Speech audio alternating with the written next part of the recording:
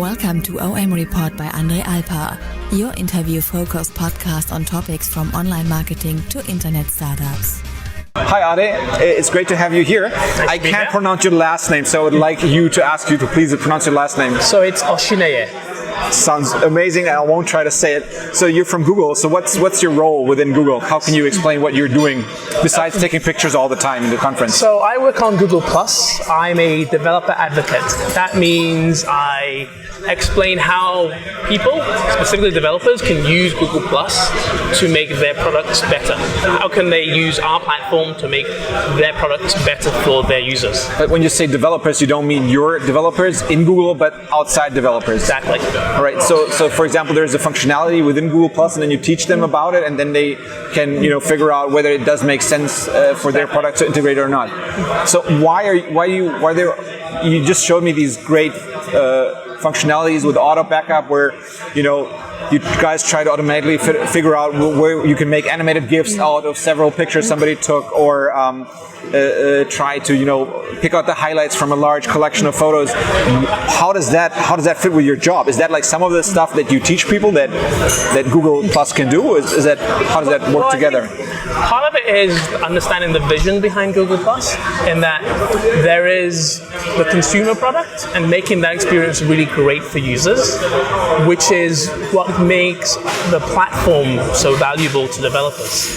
The platforms are valuable because of the functionality they have and the users and the usage they have. Right. So part of my job is understanding what's great about the product so that when people use the platform, they use it in ways that will make sense to users of the product.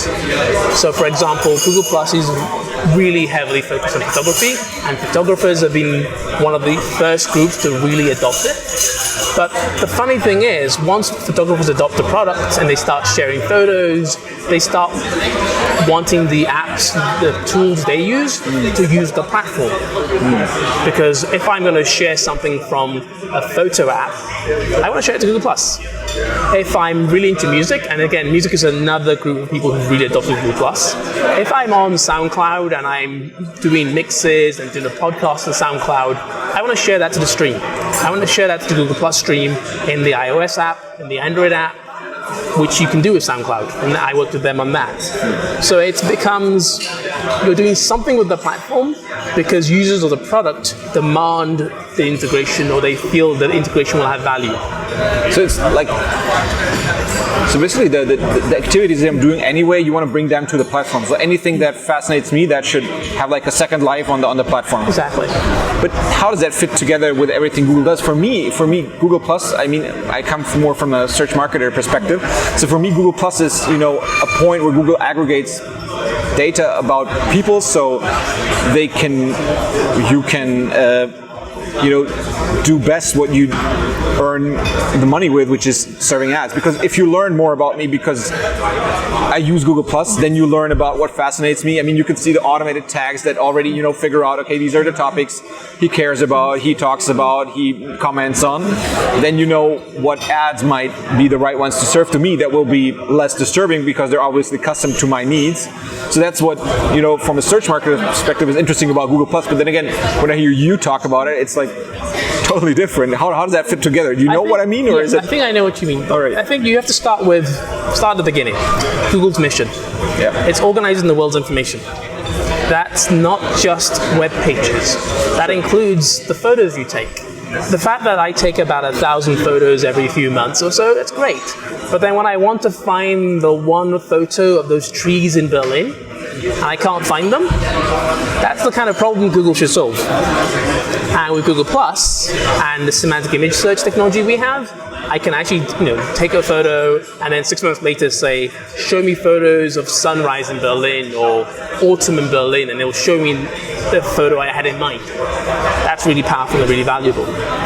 Where Google+ comes in is more as a way of taking all of the things Google already does and making them better by bringing in things like your social graph, by letting you share a place with people or share a review with the right people, or when you take a photo and you found that photo of those trees in Berlin, sharing that with people. Or things like being able to say, when I'm when I've created this review, it's great, and let's say I'm famous, and I write a review about this restaurant, about how great it is.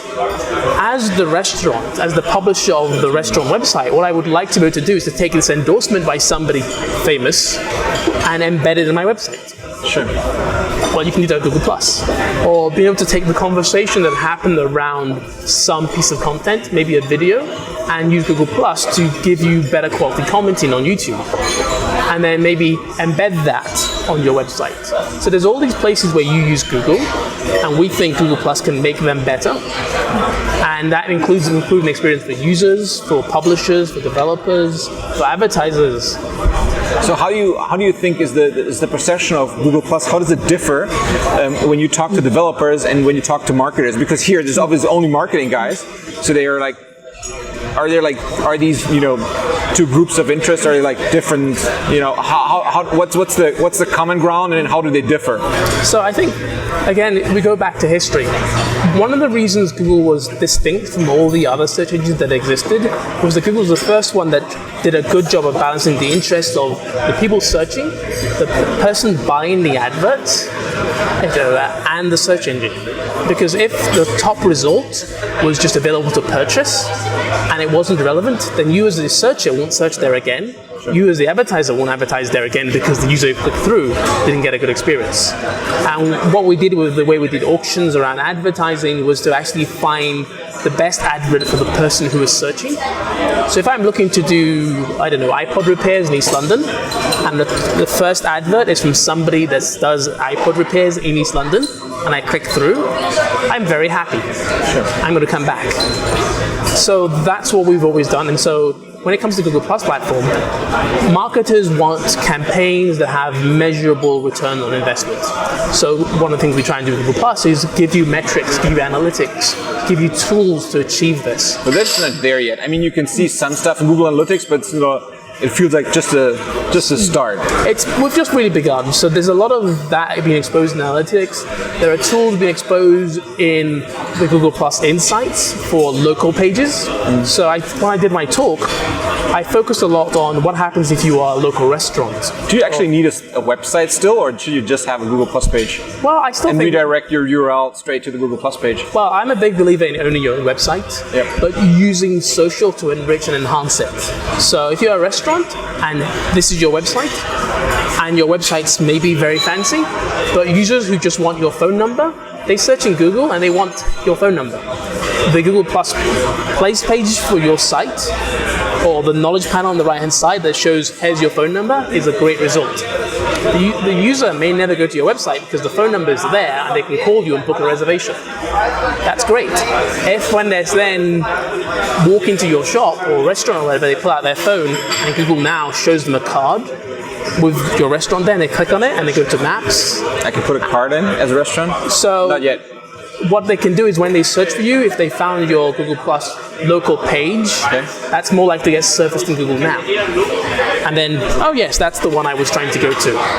It's that kind of interaction where your website links to your Google+ local page, which connects to your YouTube channel, which then shows what your restaurant is like and gives them a much more full experience of your website. I wonder whether if I'm a restaurant owner and I know people, are interested in my Indian restaurant straight in the middle of Berlin, and when they visit my website, I can, put a remarketing pixel and then try to remind them, every second day, you could have lunch with us again.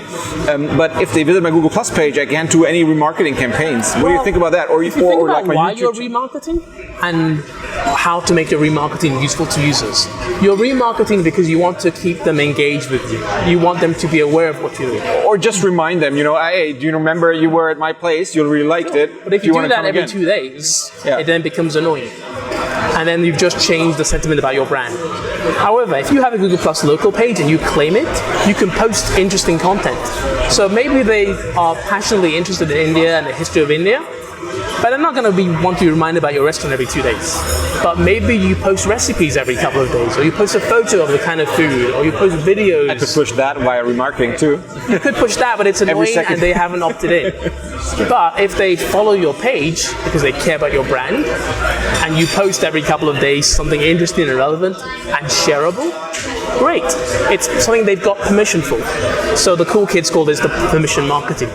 This idea that you're pushing content to the user wants. You're reminding them you exist and you're valuable and you are respectful of their attention. But you would post the recipe on your website and then say at Google Plus, hey, we have a new recipe online, visit us over if you want to see the recipe. Or you post a photo of the recipe with a link to your website. And they see it. And then they hope that people are going to opt in. You want people to opt in. Because if they opt in, it's a stronger bond. Sure. The person who opts in sees your messages not as spam or as marketing, but as valuable information from a valuable brand. Yeah. Do you see that happening really on local, like the typically, Google local entry? Because it's like, the mom and pop restaurants, they're not like super internet agile. It's like not like they feel as digital natives. That's exactly why it's going to be more useful for them. Because for them, editing their website is a big burden. The challenge involved in actually writing HTML or paying someone to write HTML means it's something that they do rarely. Whereas typing, hey, we've just come back from our holiday to this place and we have this new recipe we learned on our holiday, that's 5 minutes work. Taking your phone out, taking a photo of the recipe you just made, 5 minutes work. 15 minutes, you just posted some content. If you're a local restaurant, you have 200 followers who all live locally, and your shop's been closed, we're on a holiday, you come back, you've got a new recipe, some of them are going to come along. If my local restaurant just says we've got a new recipe for tiramisu because we just came back from Italy, I'm going to visit. Yeah, sounds true. Sounds appealing.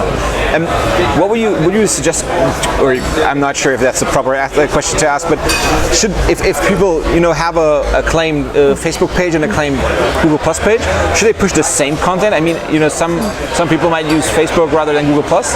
Then should I try to push the same content or try different pieces of content? What are your thoughts on that? Are the users of the two platforms totally different, or how do they? The experience how are they is same? different. Okay. Most people start off posting the same things to both places because it's easy. Sure. Over time, the kinds of engagement they get differ. The kinds of posts that get engagement on Google Plus are very different than the kinds of things that get engagement on Facebook. So on Plus, for example, if it's visual, it does really well. We have the first-class visual experience. We have a lot of great photographers using the product. On your Google Plus page, you will see people who visited your restaurant or your shop uploading photos they took. They'll be showing up in maps, you'll be discovering it through search. So that content, if you get the knowledge panel triggering, will show your recent posts. So if the kinds of things you're posting are relevant and engaging and saying, hey, we have a discount on this thing this week, or hey, our chef just got married, again, it means when people come into your shop because they found you through search, clicked on the recent post about your chef getting married and said, hey, congratulations on your wedding. How will it all play out with the Google Knowledge Graph inserts when some Google Plus pages are available that could meet the search? Because especially with restaurants, which you like to take as an example, there are so many, like for example, I know several restaurants in Berlin that are Italian and their names sound confusingly similar. How would you try to figure out that? Or would you rather not show the Google Knowledge Graph insert, or just show several of them and then the people should pick, just like with SERP results? If there are 5 restaurants called Milano, for instance, but I've been to 2 and you've been to 1, the ones I've been to are probably more important to me. The ones you've been to, if we're connected in Google Plus, are probably more important to me. If I've been to a restaurant, I've checked into that restaurant, I've uploaded photos of that restaurant, and I'm following that restaurant. That's very, very obvious. That's fair. That may not be the most famous one. It may not be the most popular one. It may not even be the one that's nearest to me right now. But that's the one I want. So every time I come to Berlin and I search for restaurants, La Perilla comes up. It's a very nice Argentinian steak restaurant. Right. I've been there several more time. They've uploaded lots of photos there. Can I suggest a different steak restaurant to you for your next visit? So I should point out, La Perilla is also important to me because the first time I went there, I went there with a friend who died shortly afterwards. So it has sentimental value to me. And that attachment means I tend to come back. It's the one It's a place to remember. Exactly.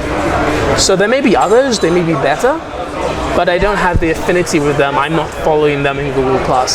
But so it will be rather a tool to remember than a tool to discover, if you say it that way. So it's because it can't do both at once. We can actually do this. If you look at Google search, one of the things we're very good at is diversity, showing different kinds of search results in the same thing, and not just 10 blue links, but segmenting them properly. Yep. So that you can say, here's a restaurant we're showing you because you've gone there before. Here's a restaurant we're showing you because it's similar to ones you've been to before. Here's a restaurant we're showing you because people who have similar tastes to you like this restaurant. And here's a restaurant we're showing you because it's new. So we can do all of that in the search results. And then just mix and try what happens and what works best for the people. And then of course, if you're searching and we show you a restaurant that's been reviewed by a friend of yours or by somebody famous who you are a massive fan of. Exactly. Suddenly it's making search results better. And if you don't like any of that, that's okay because these are suggestions. The idea is that Google is an assistant. It's deferential. It's saying, here are some things that might be helpful. Yeah. And then you pick. Exactly. Right. Thanks so much for interviewing your time. And for the visit here in Berlin. Yes. Right. And hopefully I'll have an animated GIF of you that I'll be sharing later. And I'm really curious to see if it works. OMReport and Ade Alpar would like to thank you for your attention. You can get more episodes on www.OMReport.com.